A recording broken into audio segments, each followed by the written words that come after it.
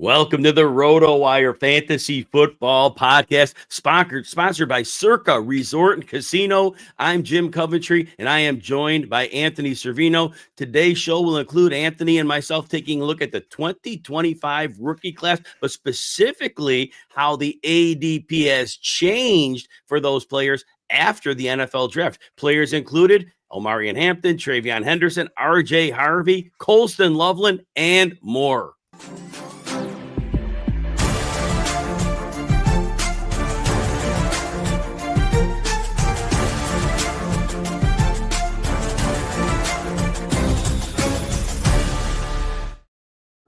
Welcome in, everyone. It is never too early to draft. RotoWire subscribers have access to our mock draft tool. Post NFL draft ADP still settling in, though, so we're not going to have the greatest numbers on the ADP yet. But while that ADP settles, Anthony and I will show you how easy and useful this mock draft tool is. Now, if you're looking to subscribe to RotoWire, we can set you up at a 15% discount on any subscription or product. At checkout, you use the code ROTO15. And if you're listening this on the podcast, you can always see our demo if you go to the RotoWire YouTube page where we're filming this live. Anthony Cervino, go ahead and get us into this mock draft tool. So we're in the mock draft tool, and when you go to set this up, you can go through different settings. You choose the ADP you want, you choose the point setting, you choose the roster setting, and then you also choose your draft spot, which you can also randomize. So we chose pick 8, and as you can see, once you get into the draft, the top 8 picks are off the board. If you look all the way to the right, you have the draft log. You'll see Gibbs, Bijan Robinson, Saquon, McCaffrey, Chase, Jefferson, CeeDee Lamb, all are off the board. If you go to the next column in, you have rosters, and obviously you can see your team once you're picking, and then to the far left, the top picks. And what this is, these are the suggested picks from our experts at RotoWire. And if you scroll down, you'll see our cheat sheet, which is the current ADP. Overall quarterback, running back, keep scrolling down, and you will see the wide receiver and tight end positions. So, Anthony, who are we going to take with this pick when we're on the clock here? Jim, with this pick, look what's available. Puka, Bucky Irving, Derrick Henry, Amon-Ra St. Brown, Brock Bowers, Trey McBride. I feel pretty comfortable going with the wide receiver. Now, you don't have to take one of these suggested picks. You can also scroll down and see the overall players available. Right. Jacobs, Ashton Jeanty, Nico Collins, Brian Thomas Jr., Malik Neighbors. Jim, if Malik Neighbors is on the board, I think he's the go. 100% on that. Malik Neighbors. And again, as the ADP comes in, the suggestions and things will change a bit. But Anthony and I will point this out. Malik Neighbors to us is the very clear pick here. So go ahead and make that pick, Anthony. And then this will put us into the second round. And what players will we have available and what was the shakeout going into this round? Now, players that were picked following Malik Neighbors, Josh Jacobs, Bucky Irving, Derrick Henry, Devon Achane, Amon-Ra St. Brown, Jonathan Taylor, Brian Thomas, Puka Nacua. On the board for us, Ashton Jeanty, Nico Collins, Kyron Williams, Trey McBride, Brock Bowers still there, Ladd McConkey. Jim, what do you like here? There's some good value on the board. And this is where the post-draft ADPs haven't settled in yet. There's only been a few drafts, and we're pulling our data from. So Ashton Jeanty will be a first-round pick later. Yeah. So when this tool acclimates, you will see Jeanty go way up the board. So based on today, this early draft, I think it's a no-brainer taking Ashton Jeanty, who's probably a top 7 pick in almost every draft going forward. What do you think, Anthony? Yeah, absolutely. And, if you're in a home draft, there is a chance somebody like Ashton Jeanty or Nico Collins could fall. All drafts are different, so you never know. But because he is there for us, we're going to absolutely positively take Ashton Jeanty, and we'll take that value. So as the ADP settles, we'll be looking at this tool more and showing you as the accuracy moves up, and we'll have these little short snippets of drafts so that you can work with us throughout the offseason. But again, if you want access to the RotoWire site, Roto15 gets you a 50% discount. Anthony, we're going to talk post NFL draft. ADP movers now. So we're back to the show content. And we start out with Ashton Jeanty. These are rookies again.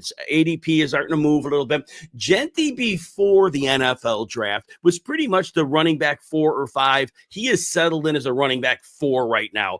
Pete Carroll's the head coach. Chip Kelly's the offensive coordinator, a decent offensive line. I think this team will run as much as they possibly can while the defense lets them. Thoughts on Jeanty at ADP of running back 4? I mean, this was the ideal landing spot. I don't know many landing spots where I would say, okay, maybe it's too early, but landing with Las Vegas Raiders, this is a team, they have the ideal coach, they have the ideal mindset. Chip Kelly, a fast-paced offense, the running back room.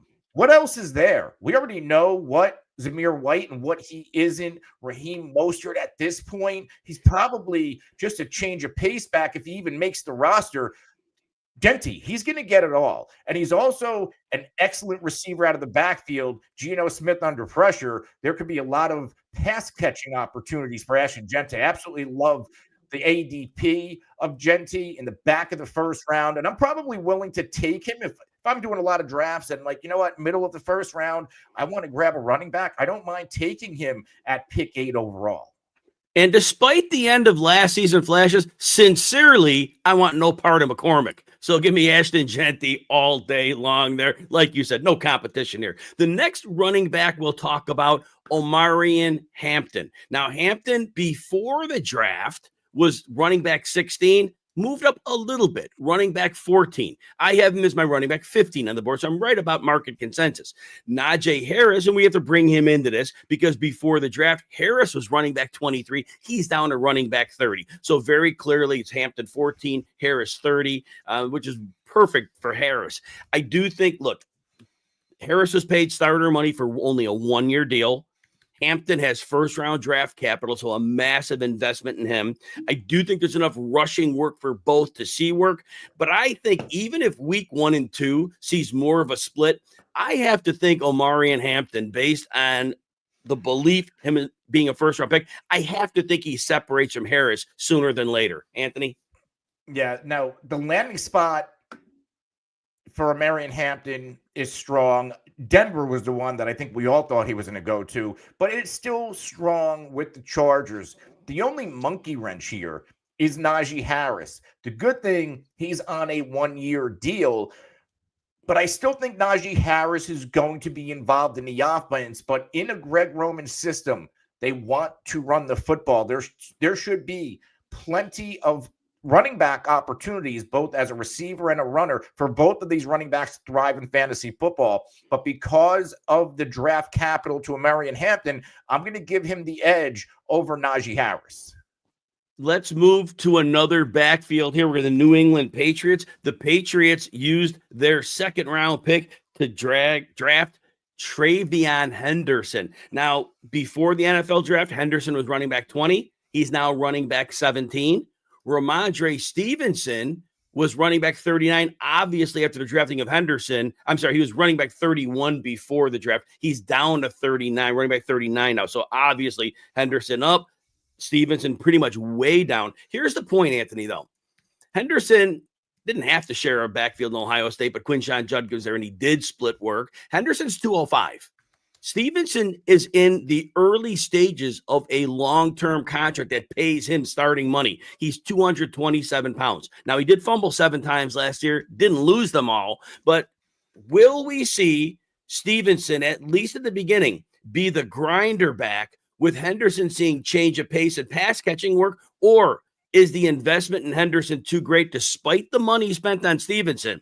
And is it going to be Henderson's backfield? Right now, I see the case where Stevenson, until he starts fumbling, should get some work. What are your thoughts?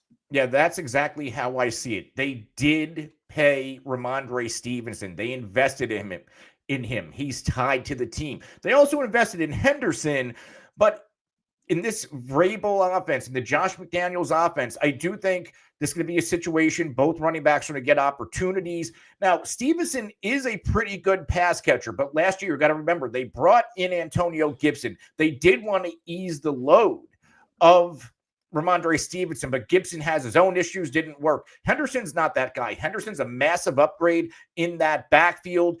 We could be looking at a situation where it's only a matter of time until Henderson takes over. And I don't even know if it's going to take fumbling issues. If Henderson plays with the Patriots in the NFL, the way he did in Ohio State, he's going to take this backfield over. I do want to point out, and Stevenson has shown the ability to be a pass catcher. Those of you who are a little bit older will remember Steven Jackson, who was with the Rams forever ago. Jackson had a 90-catch season. Maybe it was 89, but he had a mess, and we chased that receiving production for years, and it never came back. Ramondre Stevenson in his second year, 2022, caught 69 passes. The last 2 years, 38 and 31, and his yards per catch, 6.3 in 2023, down to 5.1 last year. So I think you're right. He can catch the ball, but I think we don't want to get caught up in this trap, that the Steven Jackson trap. I think he will be seen. Like you mentioned, they brought Gibson in last year. Now TreyVeon Henderson. I don't think Stevenson, more than some dump offs, is going to see much receiving work. Any comment on that? No, I think that's a good point. You know, we also saw that with Najee Harris in his rookie year with all of those receptions, and he never really replicated it. So there's numerous cases of this style of running back getting heavily involved in a passing game, and we never really see that production again. Yeah, there's no doubt with that. All right, well, let's go next to our next player, Quinshon Judkins, now of the Cleveland Browns. He is now going as the running back 21. He was running back 24 before the draft. Now, when I say this, ADP before the draft, it wasn't crazily off on these players. They're moving a few spots. So I think that a lot of the fantasy community did a nice job of projecting them pre-draft. Now, again, Judkins running back 21. I have him higher, Anthony. I have him as running back 18. But here's the thing. I've got to make some proven points, and I got to see if this is actually going to happen. Here's what I'm going to say. The Browns, when Deshaun Watson got there a few years ago, Kevin Stefanski bailed out on the offense. He was so successful. They would run heavy personnel and extra tight end. They'd do running the ball. They'd play action. It was very successful at Baker Mayfield. When Watson came there, Watson's a spread out shotgun quarterback. So the entire offense for Stefanski changed. For the last few years, this has been a shotgun-only offense. I have to think right now, the quarterback situation is very sketchy with a lot of names, but a lot of concern. I'm making my prediction based on the thought that Stefanski is going to go back to his roots here. You're going to heavy up the personnel, run, play action. The line is not as good as it was 3 years ago. They have a lot of the same names. A lot of these players have aged. This is now an average line. This is no longer that top three line. That said, that's what I'm saying for Judkins. I think they're going to run. I think he's going to be a big factor here. I'm not worried about Dylan Sampson. I'm really not worried about Jerome Ford. They're going to get some work. I think it's Judkins' backfield. What do you think? Yeah, I like how you frame that, you know, Sampson, they invested in him. They have Jerome Ford. They're going to be involved, but how much involved are they going to be in this backfield, really? Judkins is the guy. He could do a little bit of everything, and he does it really well. Cleveland wants to run the football, and they need to run the football. This quarterback situation, whether it's a rookie, whether it's a veteran, no matter who they put out there, it's not great. And to ease the pressure off these quarterbacks, you need to establish the run, something that this team hasn't been able to do. A lot of it, Nick Chubb injuries. Judkins should be shot out of a cannon. I absolutely think he's one of the bigger values on the board at the running back position. If you look at guys he's going around, David Montgomery, James Conner, there's potential where there are backfield shares. We know there's a backfield share with Montgomery. We could finally see Benson creep into James Conner touches. So give me Judkins. We don't know much about his NFL usage yet, but if the stars align, he could be a bell cow. Let's move on to another exciting draft pick, R.J. Harvey with the Denver Broncos. Now, before the NFL draft, he was being drafted as the running back 51. Well, clearly you end up with Sean Payton in really a backfield of no competition. Jaleel McLaughlin, Audric Estime, not competition, I don't think. Sales up to running back 24. I think it's too low still. I think it's going to go higher as draft season goes on. I have as my running back 20. And look, RJ Harvey may be a little bit of smaller back at 205, but he's in Sean Payton's offense. And look, you can't make comparisons to who he's like. I don't think you could do. You can't say, oh, Alvin Kamara. I don't think you could do that. But I still will say this. Sean Payton will scheme his running backs open into space as receivers, which Harvey can be as a receiver. He is very good with that offensive line of setting up designed runs. I think Harvey is in a beautiful situation. Denver has a great defense. They're going to lead or be in close games frequently, which means Harvey could be leaned on heavily, and especially, like I said, because there's not much backfield competition. I think he is going to be, as of right now, a steal in drafts, but we'll see where that ADP goes. What do you think, Anthony? Yeah, RJ Harvey, one of my favorite rookie backs. And again, when I was talking about Hampton, this was the landing spot I wanted for Omarion Hampton. I equally love it for RJ Harvey. This backfield last season was in dire straits. Javante's no longer there. Estime, they gave him a shot, didn't really do much with it. Jaleel McLaughlin, I think we know who he is right now. Right now, Jaleel's listed number 1 on the depth chart. That will not last. This is RJ Harvey's backfield. And this offense was good last year with Bo Nix. I think it could be even better with RJ Harvey. He's going to add some explosiveness, and he could be the spark that this offense needs to really go to the next level. So what I want to point out before we go on, the ADP I'm using here is from my friends at Fantasy Mojo. They are charting ADP heavily, high stakes drafts after the NFL draft. So this is based on 26 drafts already. But fantasymojo.com, if you want that high stakes draft data, definitely take a look over there, because Darren Armani really has them cooking over there. You always get the best ADP data very quickly. I want to say, using the underdog ADP currently, he's the RB9 on the RB19. So he's right around where you and I have him ranked. Exactly. Yes. So right, there's going to be a lot of different movements. This will really be crystallizing. But if you're drafting early, remember, you're going to pay up if you're looking to get yourself RJ Harvey. All right, let's go to Kaleb Johnson next. Kaleb Johnson, drafted by the Steelers, and he was running back 27 before the draft, up to running back 25 for Fantasy Mojo right now. I have him a little behind that, running back 28. Basically, I think it's this way, Anthony. He basically takes over Najee Harris' spot.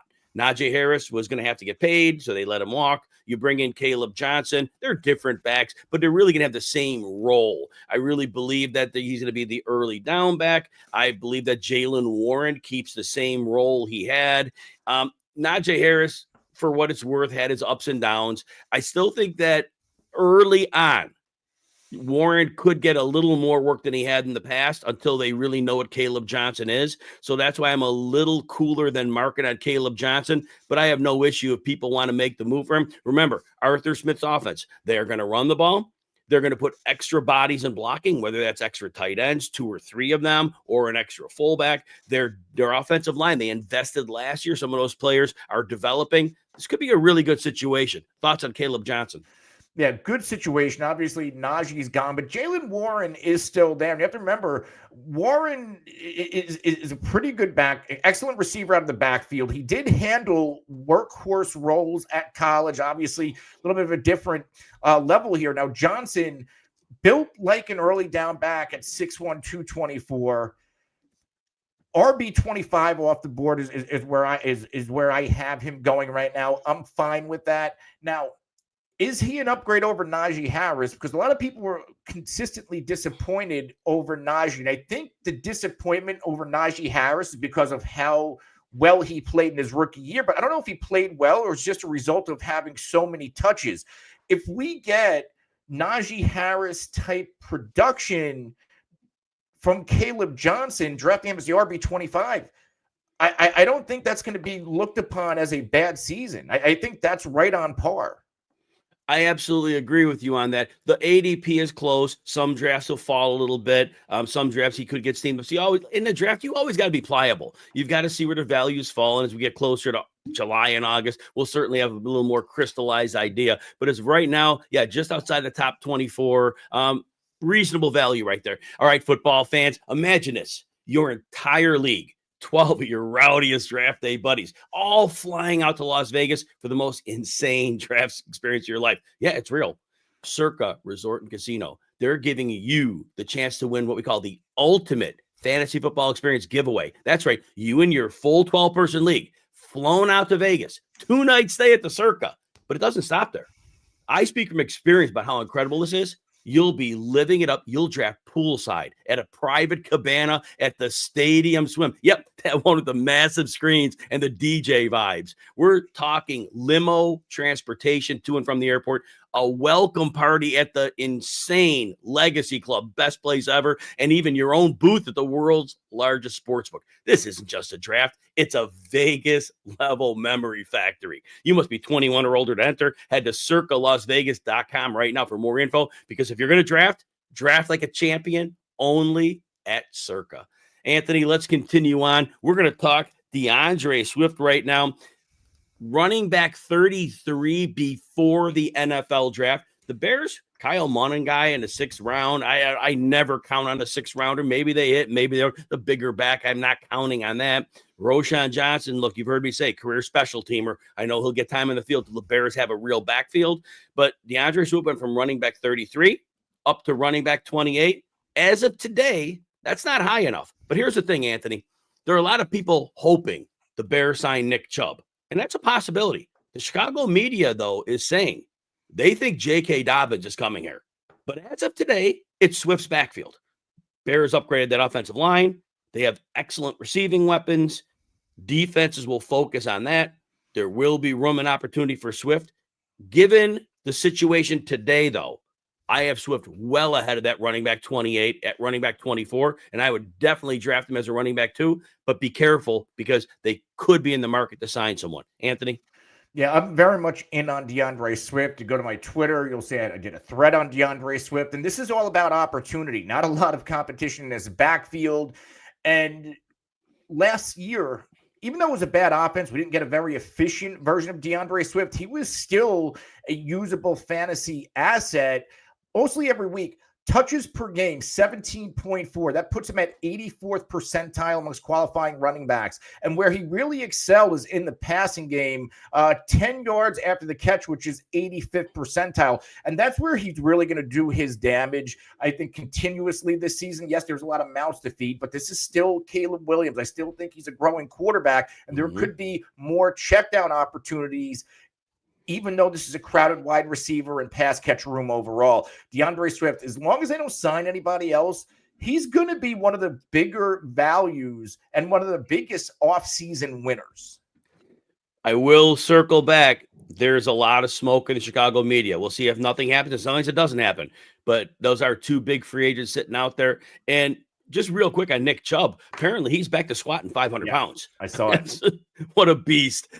So look, at some point, Chubb, I would think, is going somewhere, and draft Chubb late in your leagues. Like, take an end-round flyer. He's fallen to the end rounds. So take a flyer on him, because if he signs somewhere, I think he's past that knee injury. Anyway, next player we'll talk about, Anthony Cervino, is Chuba Hubbard.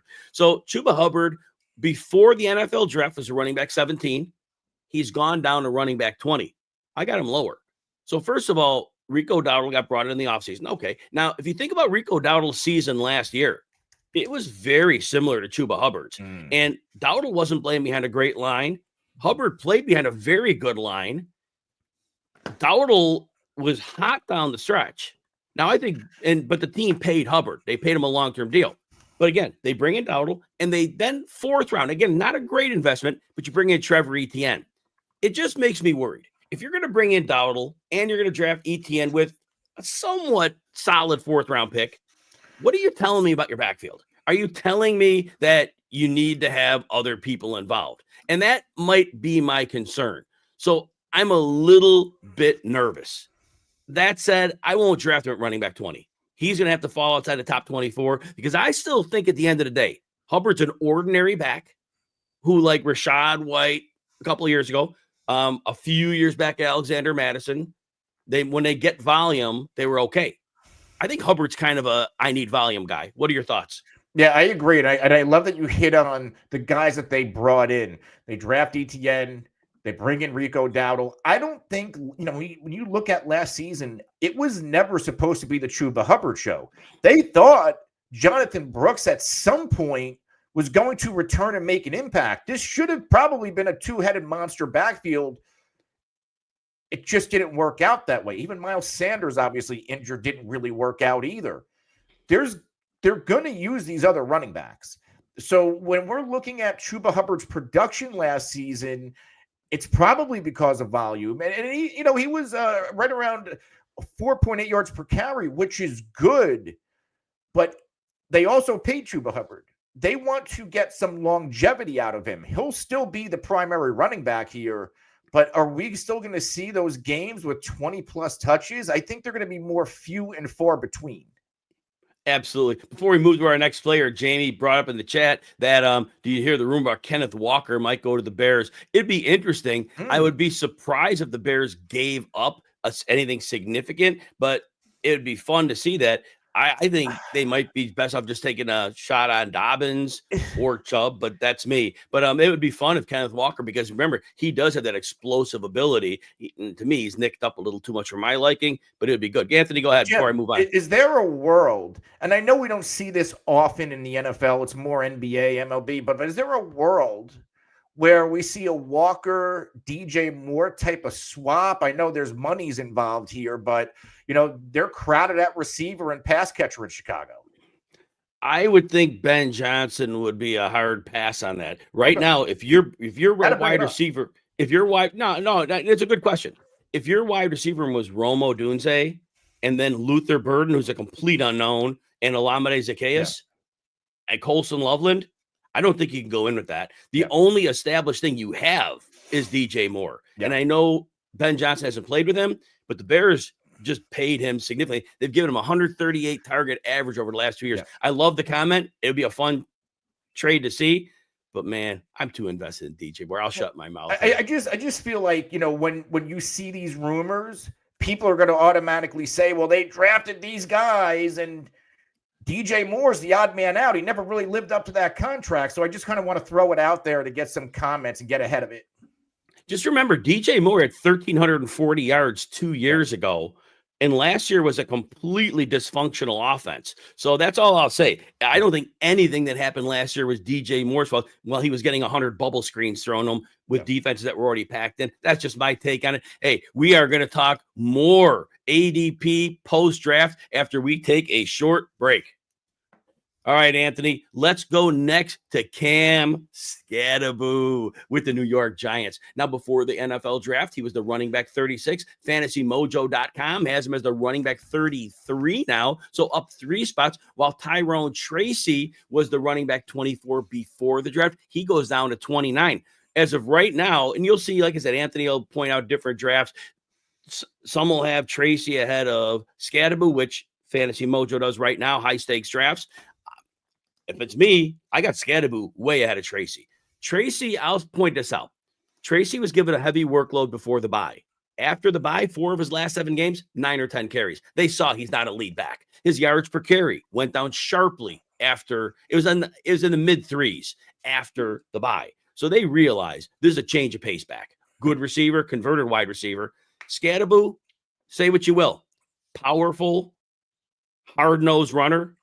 He is going to be a factor there. I think he gets the early down work. I think he gets the goal line work. There is merit for Tracy as a receiver. Thoughts? Yeah. So we look at this Giants backfield. They tried handing it to Tyrone Tracy. The fumbling issues, they pulled back. Skattabo's going to have a role in this offense. And when I'm looking at the ADP in front of me right now, Tracy and Skattabo, and again, I have Underdog in front of me. The most recent one from I have the dates from 4/29 to today. So it's recent post-NFL draft. So Tracy, 90 RB31, Skattabo RB32. What that tells me, I think about last year, Pollard and Spears, Brian Robinson and Eckler. The market, the drafters, they don't know how to value this backfield yet. So you can really be on the clock and potentially have your pick of which running back should I draft from the Giants. I think long-term, and if you're also looking for some touchdown upside, Cam Skattabo is the way to go. All right, we're going to move on to wide receivers here. We're trying to get through this show and get you enough players and still have some time. Tet McMillian, before the NFL draft, wide receiver 27, now wide receiver 23. Look, very simple. I don't trust Bryce Young. Fantasy, he got it done late. He ran for some good yardage, ran for some touchdowns. I think 4 of the last 5 games, he was under 200 yards. That shootout against Atlanta, great. But other than that, not so much. McMillan's going to get his targets, but Thielen's going to get some. Xavier Leggett's going to get some. I like the idea of McMillan. I just don't think Bryce Young can carry a passing attack. So wide receiver 23, although it's not a big investment, too much for me. Thoughts? I agree. Too rich for my blood. They have other guys here, Coker, Thielen, Leggett. They also have this backfield that we talked about earlier that they're invested in. This is also a line that's built to run the football, and we still really don't know who Bryce Young is. Tet McMillan's going to be a good player in the league. I just don't know if I love him in his rookie year, especially at that cost. Next, we'll go to Travis Hunter. Everybody's rightfully excited about Travis Hunter. Before the NFL draft, he was wide receiver 48 in drafts, all the way up to wide receiver 27. Now, Anthony, I'll say this. I have no question about the talent level of Travis Hunter, but I think he would be a day one high-end corner. I think he's a year 2 very good receiver. When I watch him on film, his footwork looks like a footwork of a corner, which there's nothing wrong with that. He needs development in his route running at the NFL level. Liam Cohen's a great coach to be with. I think Hunter will be a star, but I think as a receiver, I think that learning curve is going to come a little bit this year. And I think drafting him at wide receiver 27, knowing Brian Thomas Jr. has played like Superman so far in his short career. So again, love Hunter. I don't think I can take him at wide receiver 27. What say you? I think what benefits Hunter is the fact that he plays in a wide receiver room in an offense with Brian Thomas Jr. Maybe he doesn't command that top coverage or the double coverage, but at that cost, like Dynasty, yeah, I'm all in Dynasty long term. But if you look at some of these receivers going around Travis Hunter, the aforementioned DJ Moore, Devonta Smith, Jameson Williams, more established players, if you're looking for a higher floor in PPR, somebody like Zay Flowers, those are all directions I'm willing to go in our redraft leagues. In best ball, yeah, I might roll the dice a few times on Travis Hunter, because if everything works out and this offense looks the way it's supposed to look, there's going to be some spike weeks. So best ball, I'm fine with it, but in redraft, I'm probably hard fading them. Yeah, there's no doubt. Let's go next to Matthew Golden of the Green Bay Packers. Packers took him early, and he was the wide receiver 46 in drafts before the NFL draft. Matthew Golden, per Fantasy Mojo, is the wide receiver 44 right now. Here's my issue. I think Golden could be a really good player. This is a low passing volume offense. We saw in the second half of last season, 27 pass attempts per game for Jordan Love. This team became a power running team. I think that they learned what their quarterback was, Jordan Love. I don't think they want to put the team on his shoulders. I think they want to make him part of the situation. But Josh Jacobs is the engine. If you got low passing volume, you still got Jaden Reed, you still got Romeo Doubs, you still got Tucker Kraft. I think if there's not a lot of passes, and also if Golden gets used downfield, Jordan Love is not the best downfield passer. So I don't like the fit. I'm not drafting Matthew Golden at wide receiver 44. I got him at least 3 spots lower. Thoughts? Yeah, I'm here with you on Matthew Golden. If this offense comes out and plays the way it did down the stretch last year, we're not going to see a lot of opportunities. What I think of with Matthew Golden, they're trying to get a healthy version of Christian Watson, that big play guy, that take the top off the defense guy. There's not a lot of volume there to begin with. No. And with so many mouths to feed, I hate using that cliche all the time, but that's just the case in Green Bay. Are we ever going to look at players with north of 6 targets? I mean, Jaden Reed was supposed to be the guy last year. I can't think of many games where he had more than 6 opportunities. Yeah. Just not enough to go around. So, but let's go back a little bit. Scott Cobe asked a question, asked how many snaps do you see Travis Hunter playing with corner as well? Here's the thing. They're going to talk two-way player. Hunter's going to talk that up, and they're going to say, oh, well, he's an elite level player. Look, there are many players in the NFL who played corner or receiver who had the capability of being good at the other. But you notice that doesn't really happen. And here's why. It's not a matter of talent, nothing to do with talent. It has to do with living through an NFL season. All NFL players are beat up as the season goes on, but you don't notice when you're watching because all the players are beat up. Everybody's beat up in week 16, so they're all beat up at the same level. If you're playing more than 65 snaps a week and you're playing 90, 100 snaps, he will wear out faster than the rest of the league because in terms of conditioning and strength, he's no better off than any other NFL player. It will not happen. You will see a package of plays at corner maybe when they're in a third and big situation.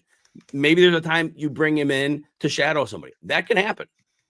In my opinion, if he's going to be a receiver, he is seeing no more than 10 snaps a game at corner. No more, because that investment will get ruined if they overwork him. Thoughts before we move on?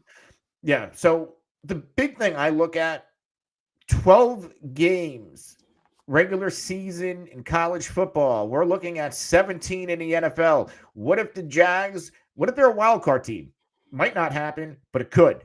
It's just a longer season. So I just don't see Hunter sustaining playing both ways at the NFL level. Maybe we get a lot of it in year one, but in year two, I think he tapers back. There's no doubt. And NFL players cannot play that many snaps. You hear players talk all the time about the grind of the season. It's a very real thing. And I think that's why we don't see players playing two ways. There are many other players who could. They don't tell me that some of the great receivers in the league couldn't go out and play man coverage at corner. It could happen. Jamar Chase could probably do it. Justin Jefferson could probably do it, but you don't go there. All right, let's move on to our next receiver, Emeka Egbuka. Now, Egbuka goes to Tampa Bay. Chris Evans. Wow, I'm thinking Chris Godwin and Evans together. Mike Evans, Chris Godwin. They are going to dominate targets. No question.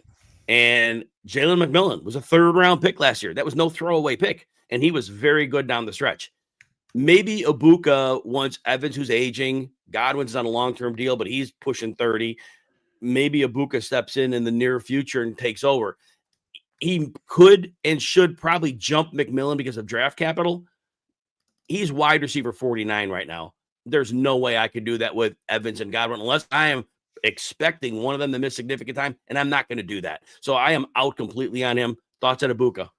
Yeah, he's just too expensive in an offense that has three other capable wide receivers, and I include Jalen McMillan. I get draft capital for the rookie, but what McMillan did down the stretch, I can't forget about it. I don't know if that was a fluke.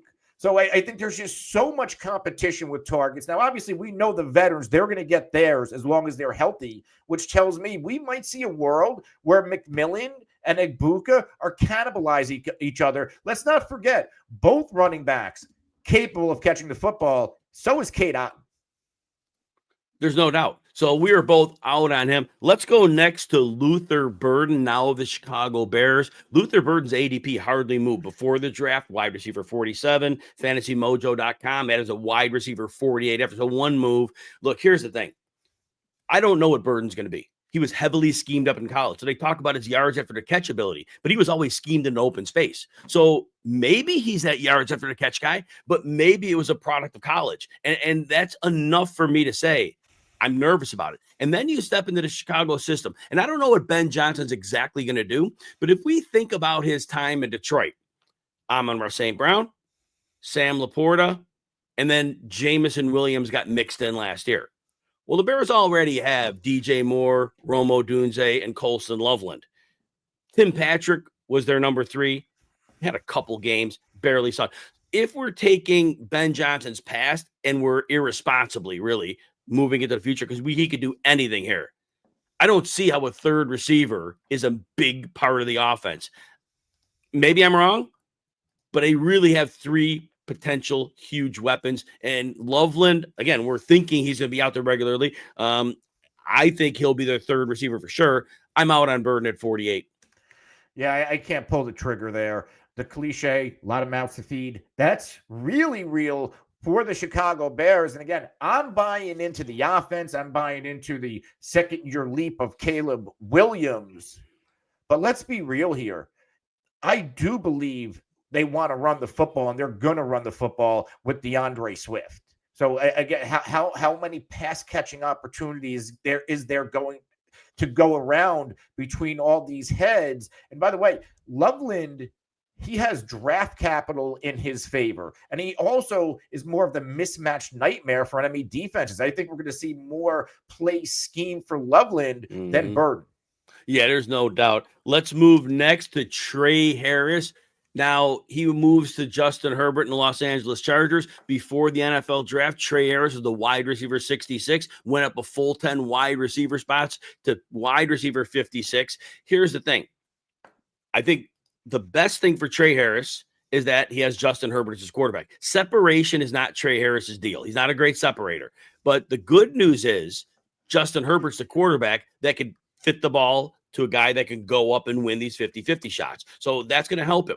Now, I still think at their core, the Chargers want to run the ball. It's a Greg Roman offense. Jim Harbaugh wants that to happen. I don't know if the defense can keep them enough situations they can run all day. So there's a little bit of nervousness there, but I still think Tre Harris should be the clear number 2 option in the passing game. There still are going to be targets. The lack of separation bothers me. I have him right around that ADP, a couple spots lower, not averse to taking him. Anthony, I know you're a little higher than me on Harris. Talk about him. Yeah, I like Tre Harris a lot. The landing spot is ideal in this offense with Justin Herbert. Yes, I'm worried about volume, but in the same breath, it could be efficient volume because of Justin Herbert. You got to honor Ladd McConkey. They brought back Mike Williams. When they bring back Mike Williams, that told me, hey, we really need to figure out this wide receiver room. They lost Josh Palmer. The opportunity is there. And quite frankly, I get the first-round pick, Quinshon Judkins from a few years ago. Yes, he flashed last season. But when I think about those touchdowns, I also think about those big drops. This should be, as long as Tre Harris doesn't fumble this opportunity away, he's going to open the year as a starting receiver in 2 wide sets. And with his size, he should be a big-time red zone weapon for this football team. So I like his touchdown upside, especially this season. For what it's worth, the Chargers beat reporter Daniel Popper thinks that Quinshon Judkins has to earn his roster spot this year. He's really let them down. Now, again, you can't beat reporter, but he is plugged in pretty well. Yeah. But I wouldn't dispute that the drops were a problem. And he had those 2 big games last year. But otherwise, he was largely a player that didn't factor in heavily. All right, let's go to Kyle Williams of the New England Patriots next. He was not ranked before in drafts, but now he's the wide receiver 62. I just see a lot of outcomes. He's a player that I think has a lot of potential upside, could be a real playmaker, but I think the down-to-down consistency was a bit of a nervousness for me. So I think he's a player that'll need things to go his way to hit upside. Too many variables for me. I can't really say the Patriots' history of drafting receivers back is a completely new group picking these players, but I'm more than likely than not, I'll let somebody else take the chance if he hits that upside, and he may. there's too many variables for me, Anthony. Yeah, and you bring up all the variables. One of them for me is volume. They brought in Stephon Diggs. Hunter Henry has a rapport already with Drake May. Vrabel, what kind of football does he play? Ugly, run the ball, play good defense. They invested in TreyVeon Henderson and Ramondre Stevenson. So my biggest issue with investing in Kyle Williams is how much volume he's going to get in this offense. So again, like you, I'll let somebody else draft him. All right, next we're going to go to Jack Bech, second-round pick of the Las Vegas Raiders. Before the NFL draft, he was going as the wide receiver 76. Fantasy Mojo now has him as the wide receiver 57, so almost a full 20 spots up. And here's the point. Should come in as the clear number 2 option. Look, he's slow. His explosiveness is low. His agility's not great, but he has the ability to find his way to get open. He's shown, and a lot of players can do that. They're just players. Their numbers don't mean as much. He's going to play an outside Z receiver role, off the line, free release. They could move him into the slot at times. You're going to have Geno Smith at quarterback, competent quarterback, better than a competent quarterback. You're going to have Jacoby Myers and Brock Bowers leading in targets. The Raiders are going to trail a lot. We're going to talk about run. They're going to trail. I think at wide receiver 57 in a PPR league, Bech is interesting to me because I think he can get volume. Anthony? No, Bech is going right around Kyle Williams, and I'm taking Bech almost 100% of the time. Opportunity. Talk about a wide receiver room where there's not a lot going on outside of Jacoby Myers and Brock Bowers, who's obviously a tight end. There's going to be opportunity. This offense under Chip Kelly, Geno Smith, is going to be faster paced. So when it comes to these two rookies we just talked about back to back, give me the guy who's probably in a situation to see more volume and more of a clear-cut role. Hey, everyone, we're offering 15% off all RotoWire products. Go to RotoWire.com, pick your favorite product, and use the code ROTO15, ROTO15. Score your 15% discount. Again, RotoWire.com, use the code ROTO15 at checkout. Anthony, let's go through some tight ends here. Tyler Warren was a tight end 9 before the draft. He's now the tight end 8. He was taken by the Indianapolis Colts in the mid-first round. Look, low volume passing attack, bad quarterbacks.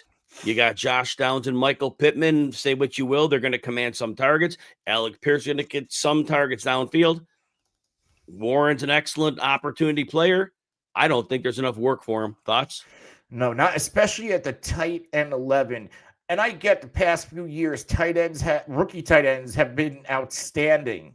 Different situations for some of these guys where Warren comes in there. We don't know what that quarterback room is going to look like, who's going to be the starter in week 1. And there's also competent targets. And that's the difference really between somebody like Brock Bowers last year. All there really was Jacoby Myers. They move off to Devontae Adams, where here there's 3 wide receivers who can catch the ball fairly well. Plus, we have to factor in they're going to run the ball with Jonathan Taylor as well. So volume's going to be an issue here. And I don't know if Tyler Warren's talent is going to be able to break down that wall. Yeah, agreed on that one. Let's move on to Colston Loveland. Before the NFL draft, he was the tight end 14. FantasyMojo.com has him moved to the tight end 12. So a starter in 12-team leagues. I am a little bit ahead of that. Look, I believe in Ben Johnson. I believe that Ben Johnson is good at scheming up players. He really wanted Colston Loveland, movable chess piece, outside, slot, tight end. And I believe with DJ Moore and Rome Odunze, defenses will not be able to focus on Loveland. I think this is a great spot. Yeah, you're always taking a chance with a rookie, but we've seen plenty of rookies and young tight ends and receivers play well out the gate. So I love Colston Loveland inside the top 12 tight ends. Yeah, if I'm betting on one of these 2 top rookie tight ends, give me the guy who has what we believe the better quarterback, what we know, an elite offensive play caller who likes to run 2 tight end sets, and that's Colston Loveland. They're going to move him around the formation. They're going to find a way to get the ball in his hands. Not to say that won't happen for Warren, but I just trust the situation a little bit more in Chicago right now. So let's move to our last player here. It's going to be Mason Taylor, now of the New York Jets. Before the NFL draft, he was tight end 35. Didn't get a lot of love. He went up 9 spots, but only tight end 26. So as of this early date, fantasy community is not buying. I think Mason Taylor blows his ADP away. Here's what I want to say. People are worried about Justin Fields. Oh, my gosh, he's not a great quarterback. 2 years ago with the Bears, 1,300 yards go to DJ Moore. But what people forgot about, Cole Kmet. Same season, 73 catches, 719 yards, and 6 touchdowns on 90 targets. Justin Fields was very good at getting the ball to his tight end. And in this Jets offense, Mason Taylor, in my mind, is the clear number 2 receiver. Is it Allen Lazard? Is it Xavier Gibson? Is it any one of the other collection of players they have on the depth chart beneath that? I don't think so. Mason Taylor, to me, is a steal. If you're drafting a second tight end, I think you take him. Well, you obviously can get him inside the top 20 tight ends, so you don't have to reach for him. But I think I definitely want him on my roster because if a tight end pops, you want him on your roster. And Jamie says he has him at 15. And yeah, for ranking wise, if it weren't for his ADP being so low, I'd push him up there as well. That's about where he should be. Anthony, thoughts? I'm all in on Mason Taylor. And I think you can make a case that there's a path for Mason Taylor. Now, a lot of things have to go in his direction. He could be the most productive rookie tight end unless Colston Loveland is just amazing and he has that Laporta type season. Mason Taylor, Yes, probably the number 2 pass catcher, not named Breece Hall on this offense or Garrett Wilson. Aside from the running back position, tight end's going to be heavily utilized in this Jets offense.